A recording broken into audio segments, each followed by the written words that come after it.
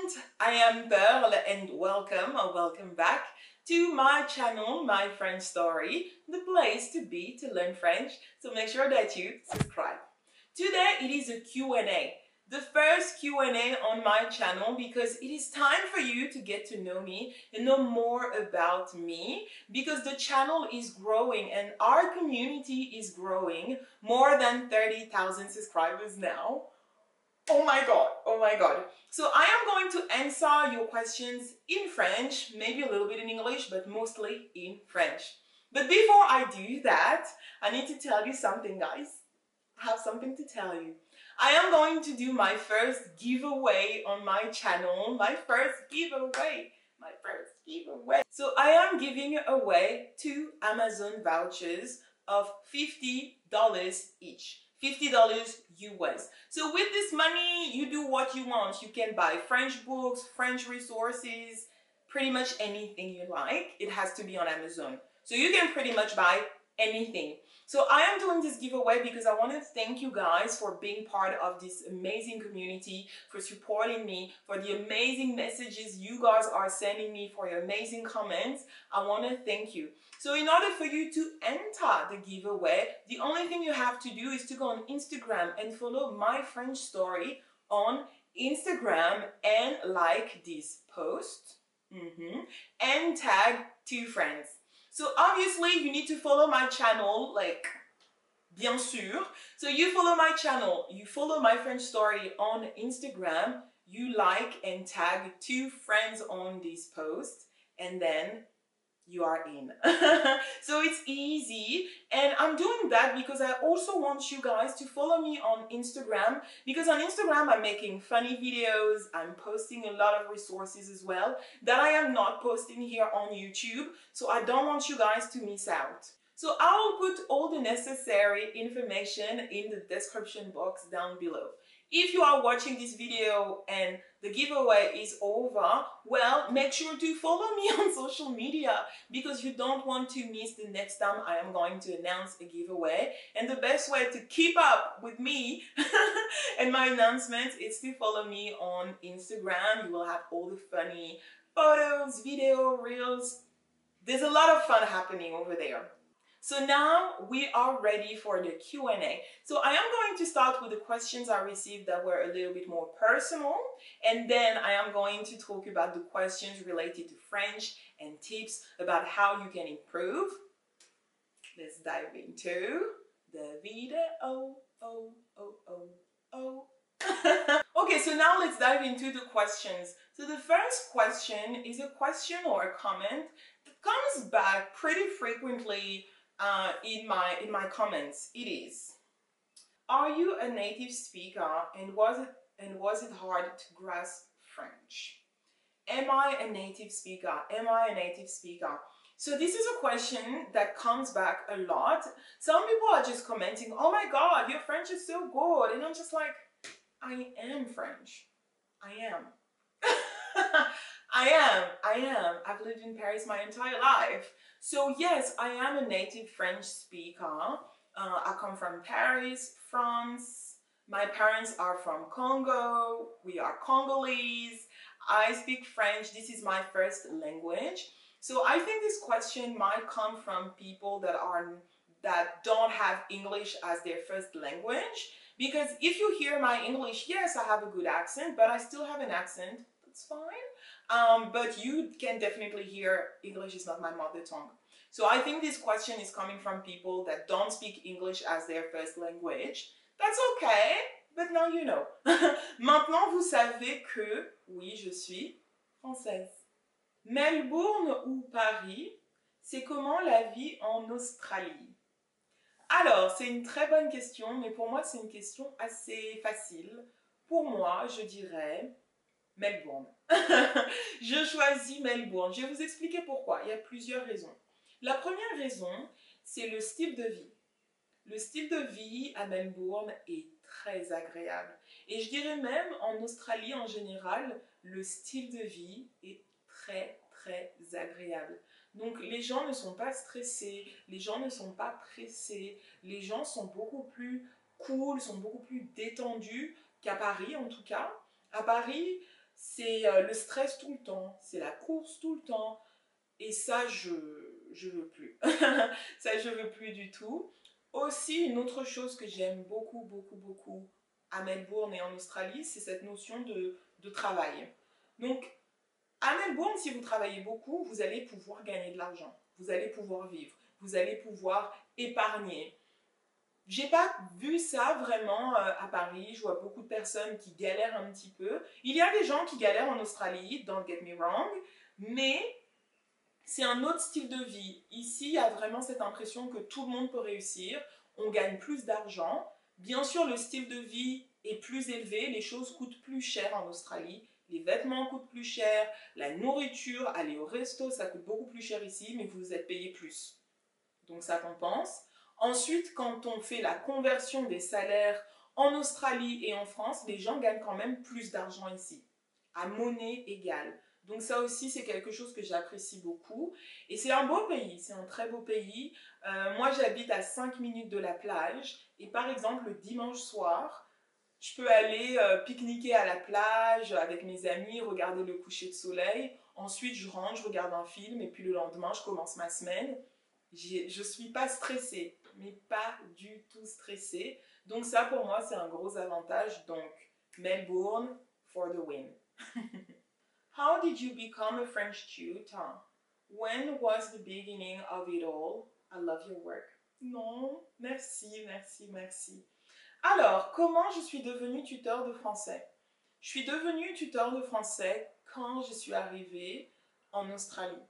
Alors moi, à la base, j'ai pas du tout étudié pour enseigner le français comme langue étrangère. J'ai étudié, désolé, mon téléphone faisait un truc bizarre. J'ai étudié pour être professeur d'histoire-géographie avec une spécialité vraiment en histoire. Et donc, je suis allée aux États-Unis pour faire mon master en recherche, un master sur l'histoire afro-américaine. Donc, c'était ça, en fait, à la base, pourquoi je suis partie aux États-Unis pour mes études. Quand je suis arrivée aux États-Unis, j'ai tellement adoré être à l'étranger. Je répète, c'est pas les États-Unis que j'ai aimé, c'est vraiment être à l'étranger. J'ai tellement aimé être à l'étranger et découvrir le monde que l'opportunité de l'Australie s'est présentée.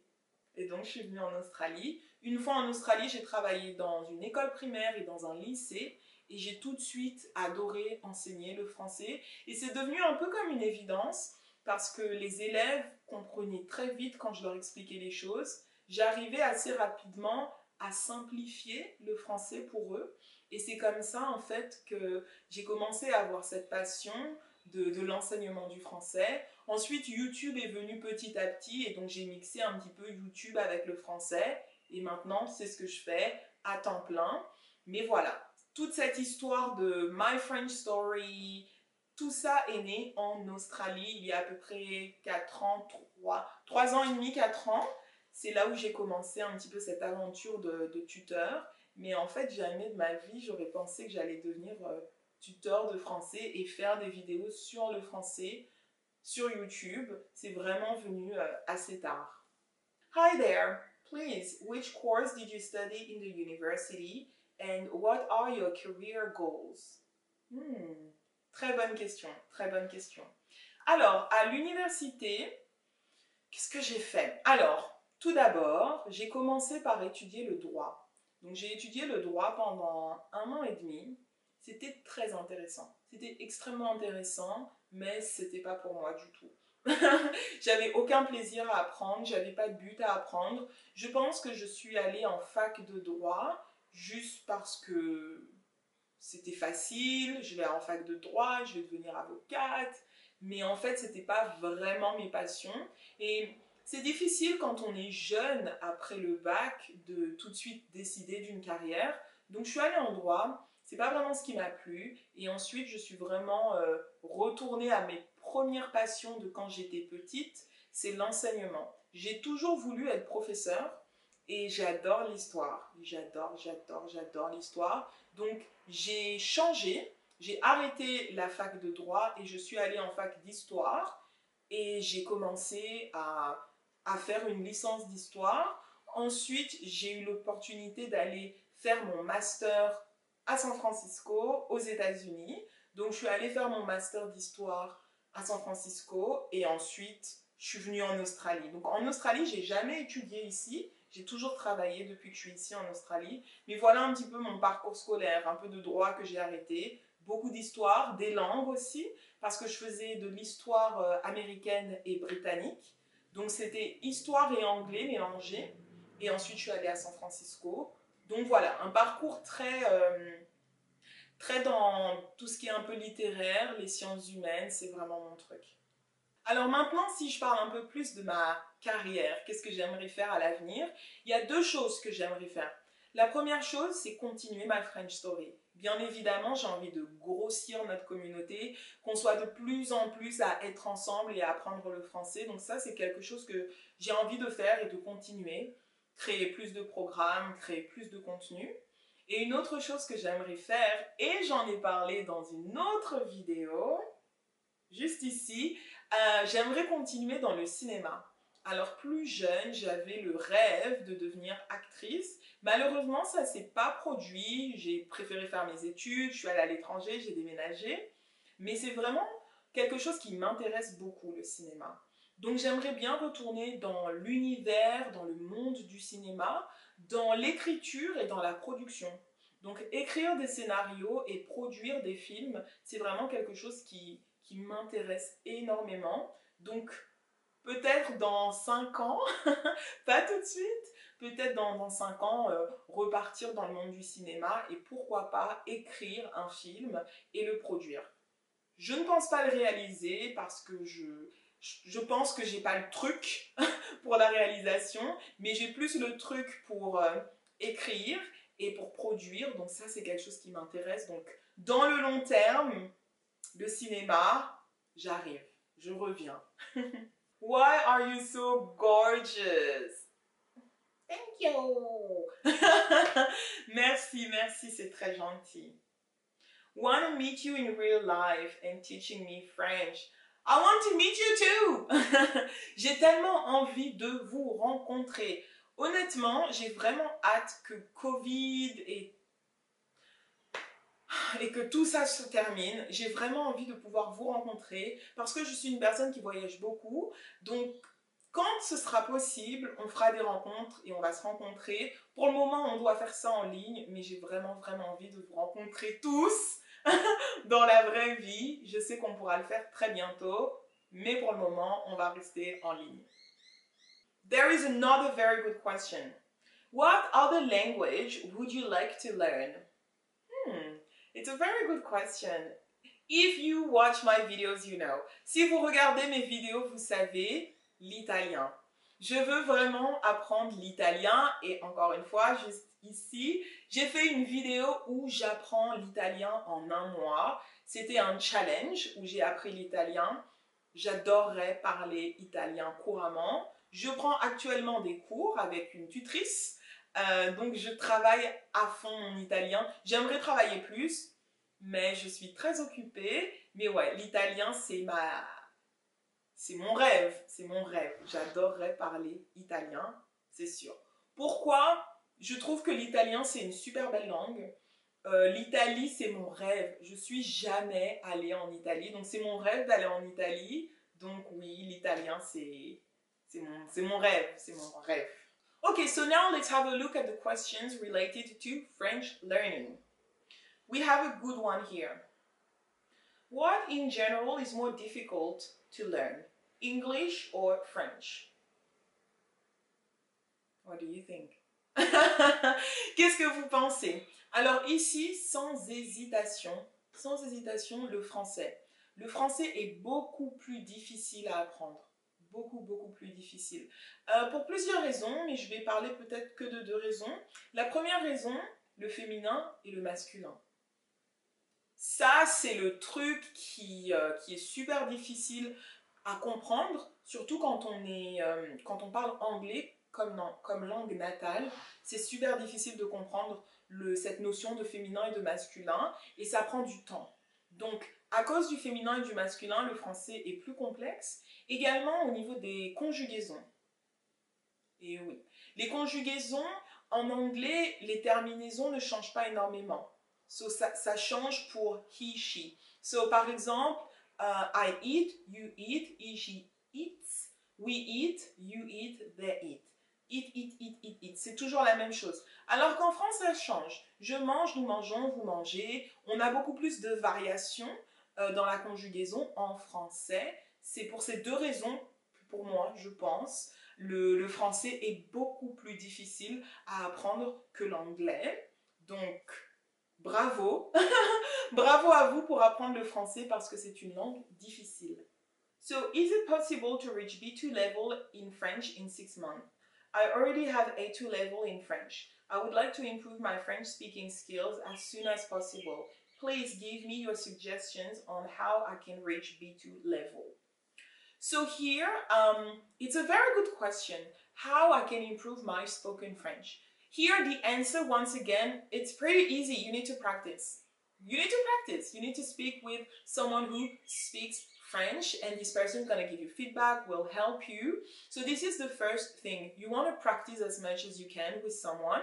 This person doesn't have to be a native speaker, okay? So I am giving you tips in that video. I'm talking about stuff you should stop doing, and one of them is you should stop practicing only with native speakers, because sometimes you don't have native speakers around you, and speaking to native speakers, it's quite stressful because we feel judged all the time. But when you speak to someone who speaks French really well but is not a native, you feel more comfortable. So here you really need to practice. Also, if your goal is to have the DELF B2, to do the B2 exam, you really need to practice for the exam. So you need to know what are the different parts of the exam, what are the requirements, and focus on that. Because the thing is, when people said to me, oh yeah, I want to reach B2 or C1, it's an exam. You get ready for an exam. So it doesn't mean that, oh, I have B2, that I know everything. No, you know everything that is required for B2. So for me, two things. You practice with a French speaker, okay? And you also practice previous B2 exams to reach the expectations. This is really the only two things you can do. Work, be consistent, but do past exams of B2, for example. This is the best way to get your B2 exam and reach your goal. So guys, I am so happy that now you know more about me. Please, if you would like to continue connecting with me, follow me on social media, follow my Instagram, and follow My French Story Instagram. Remember the giveaway? Yes, you want to be in it. So follow My French Story on Instagram to be in the giveaway. Also, if you liked this video, hit the like button and subscribe to my channel because you don't want to miss anything. That's it for me, and I see you very soon for another video. Salut!